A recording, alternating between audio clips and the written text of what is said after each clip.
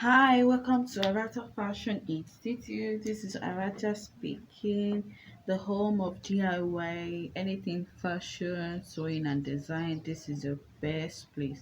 So, today I'll be showing you how to make a simple pants with a very little fabric.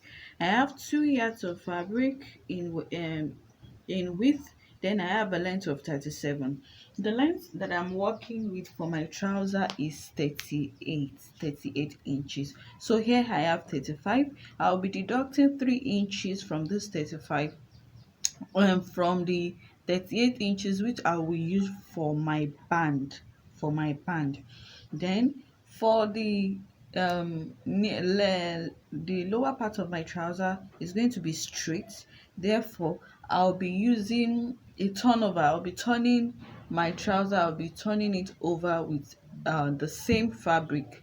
I'll be turning it over, not how do I explain it now? Not rolling hemming it, not rolled hem. I'll be turning it over with the same fabric. So let's jump right into it. So the uh, the waist circumference of this particular person is 32 inches, so we start from that. But first, I folded my fabric into two. I hope you can see this. I folded my fabric into two. So the next thing I'm going to do is to take my hip circumference measurement all the way from the top.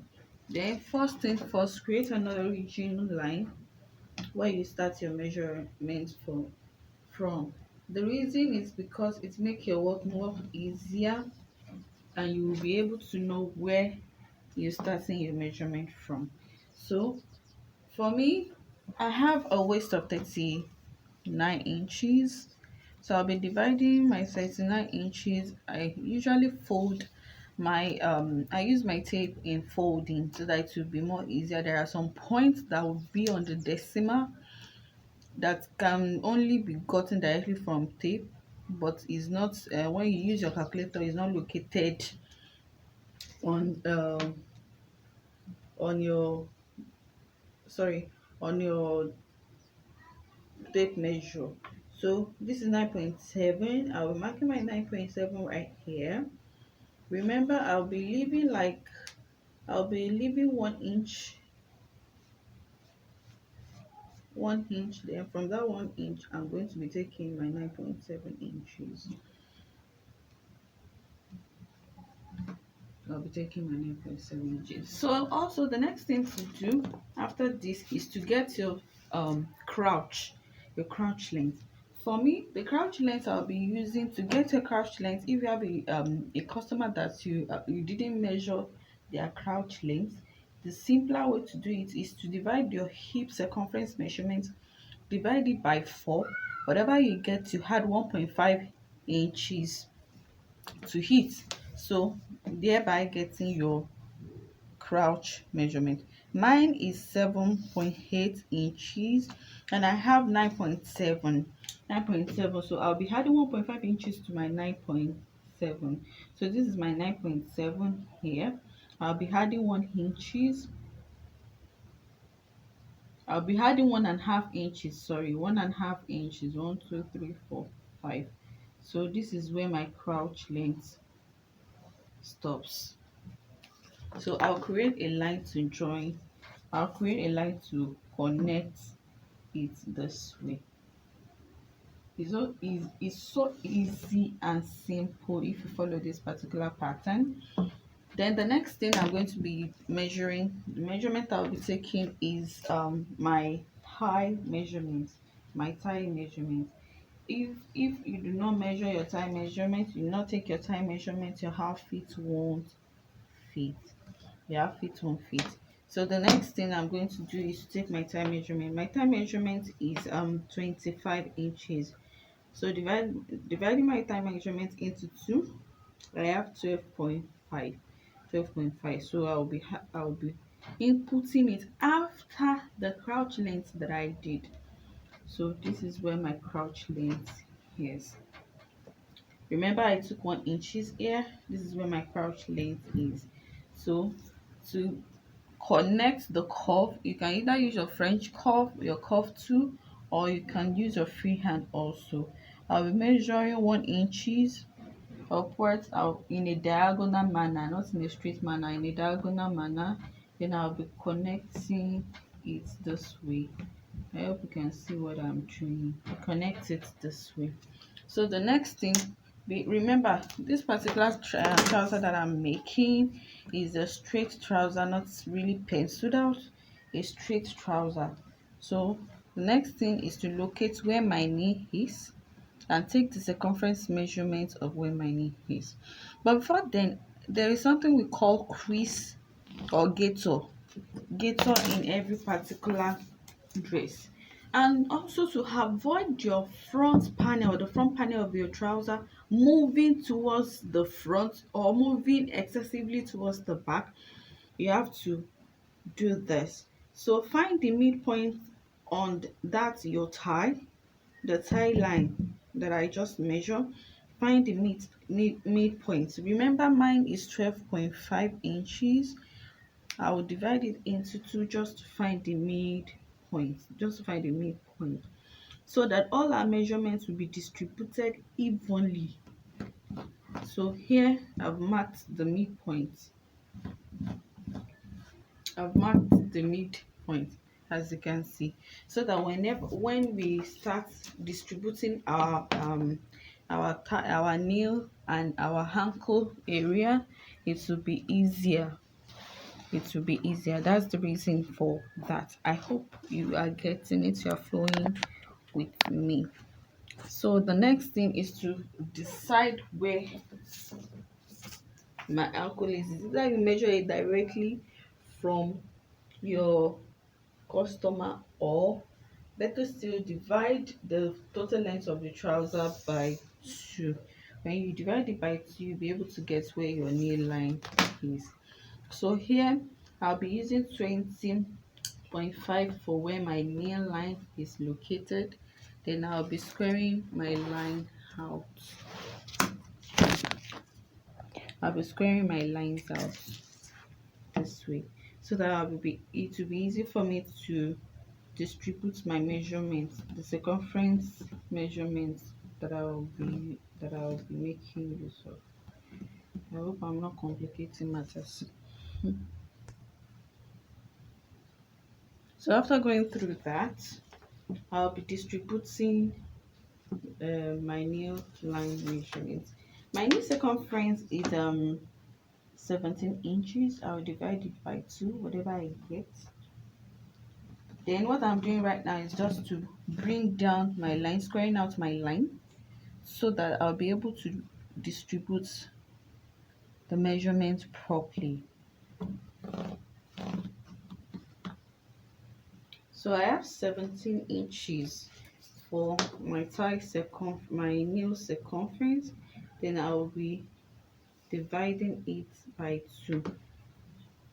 I have 8.5 inches. So this 8.5 inches, I have to find the midpoint of 8.5 inches so as to distribute it evenly.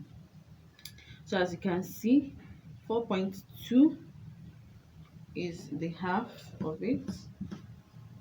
I place it in the middle, marked it, then my 8.5 here.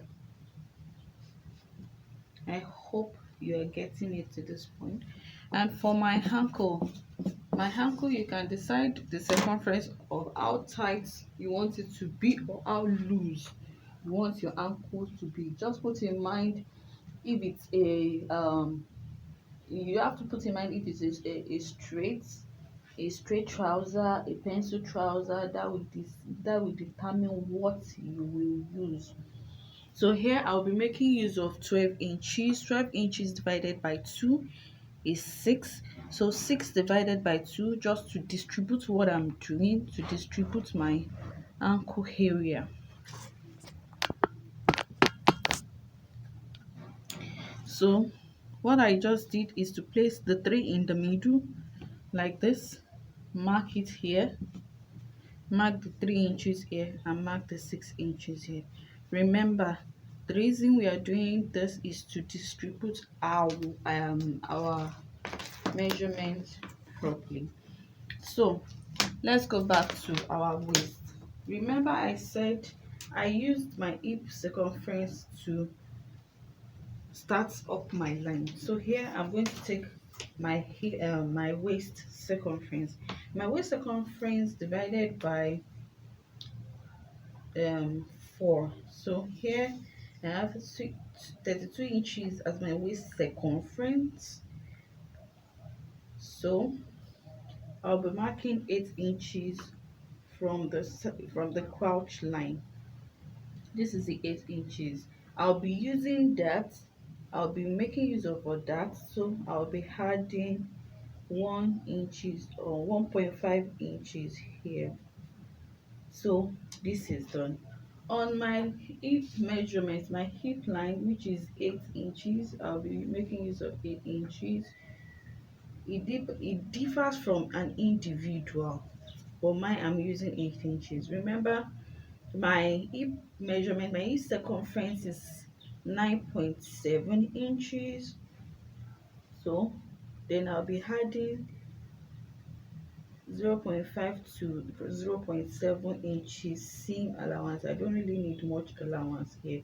So I'll connect my line from here where my I've taken my measurement here to where my hip is. Then from here I'll connect a line that will join it from my hip circumference directly to my nail. From my hip circumference directly to my nail, so that you use a longer ruler. I don't know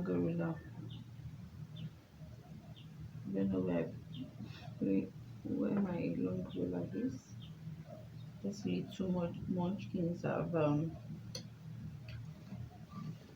we've taken it. So as you can see, I connected a straight line to my knee. Then from there I'm going to connect another line to my ankle. I don't really need a ruler, I'm doing a freehand. So now the next thing I want to do is just to add as little as 0.5 inches seam allowance to my side seam on the ankle on the knee area like this, and on the ankle I'll do the same 1 inches. It will serve as my seam allowance. So the first line that I drew was for the original measurement. The second line that I drew, as you can see, is for the extension, for the seam allowance. So the next thing for me to do is to connect my crouch to my knee.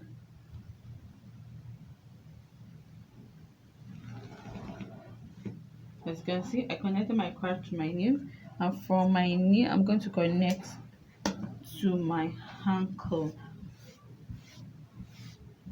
Remember, I'm not adding any seam allowance to this side, I'm only adding to this particular side.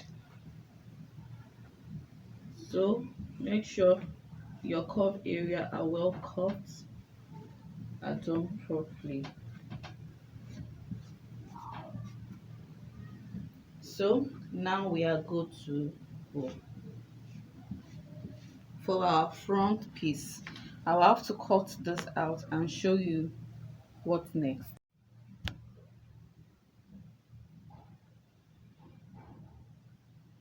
So the next thing I'm going to do is to cut my back. What I have done is simple. I've cut out my front pattern. This is my front pattern. I placed it on my back pattern, making the fold of the back pattern a little bit longer than the front pattern. The reason is simple. The reason why our back pattern is always bigger than our front pattern is because at your back you have your bum seated right there, so it has to be a little bit bigger. Then one thing I missed before I cut that I didn't explain to you is about the this particular area after the crouch. I had to curve it inside with 0.5 inches just to your tie, the structure of the tie is not that straight, so I had to curve it in a little bit. That's the only thing I did that I want to explain. So now what I am going to do is so simple, but you have to be focused. You have to add some inches, few inches to your back allowance, depending on how voluminous the back area of that individual is. So one thing I'm going to do, I'm supposed to do a high low here, which I'll do later. So first thing is I'm going to be adding 1.5 inches. You can use 1 inches depending on how big the this thing is. So when you come to this particular angle, you reduce it by 0.5 or by 0.2. So I'll be making use of 0.2 right here.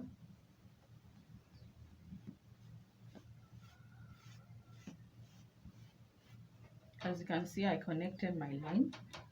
So 0.2, so as to be able to connect it directly here.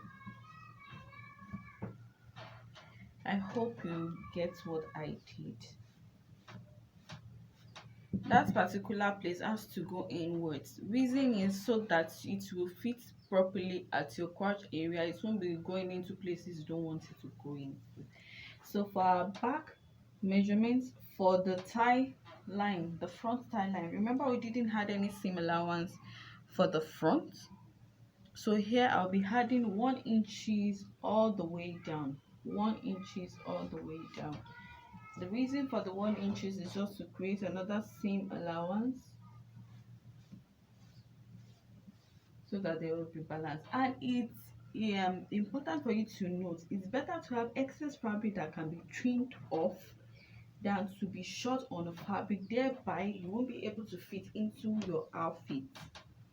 So it's better to have an excess on your fabric that can be trimmed off. So here I'm marking 1 inches all the way down. 1 inches. So as you can see, I've connected my lines. So that's the only thing we'll be doing for the back.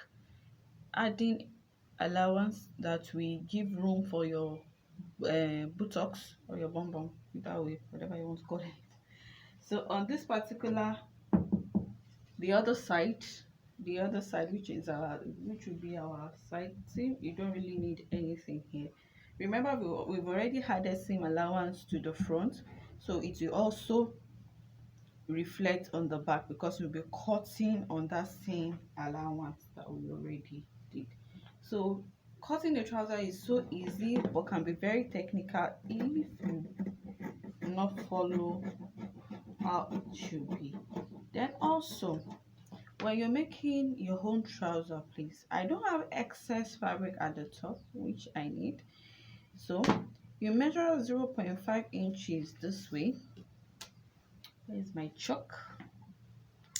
The reason I'm saying that is because your bum bum is going to push fabric down. That's the reason for this. I just want to show you on my table so that you understand better. So 0.5 inches this way, then you blend it into 0.5 inches or 1 inches this way, but I prefer 0.5 inches depending on the boob size and the bum bum size. If it's a large bum bum, then I can increase it to 1 inches, but since it's mine, so I'm just trying to show you what I'm supposed to do. So as you can see, I faded it into the waist. I faded it into the waist. This is how it's supposed to be. So it will be something like this. I can still do it here for the front.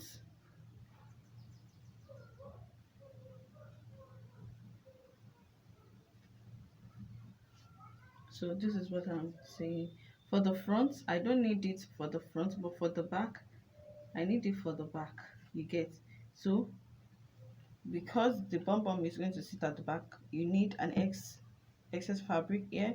Then if you are doing the front, it can be 0.2 or the same thing, depending on the bum bum size. Depending on the bum bum size. And because I'm adding a band to my trouser, that's why I didn't go this route. I didn't go this route. I'm just trying to show you how it's going to look and how it should be done, not even how it should look. So what I'm doing is just to cut out my side seam.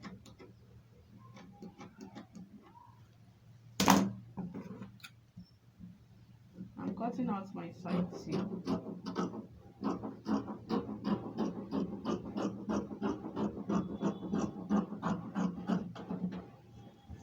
As you can see, our side seam, I've cut it out. Then the next thing is to cut this out, the other side. So our pattern is ready. This is our front, the front pattern, and this is the back. This is the back and this is the front. So this is how you make a simple trouser. It's very easy, it's very simple. Just input your normal measurement. The moment you input your normal measurement, you get it perfect. Remember, I'll be adding a 3 inches on fold for my waist circumference, for my waist. Then I'm doing a side seam. I'm doing a side seam, a side zip, is a side zip, not a fly, not a fly zipper, a side zip. So this is what how a trouser should look like. And I'm going to be using 2 inches of fabric. I'll be joining it here, then flipping it over. When I do that, I'll show you so that you have a snippet of what I mean.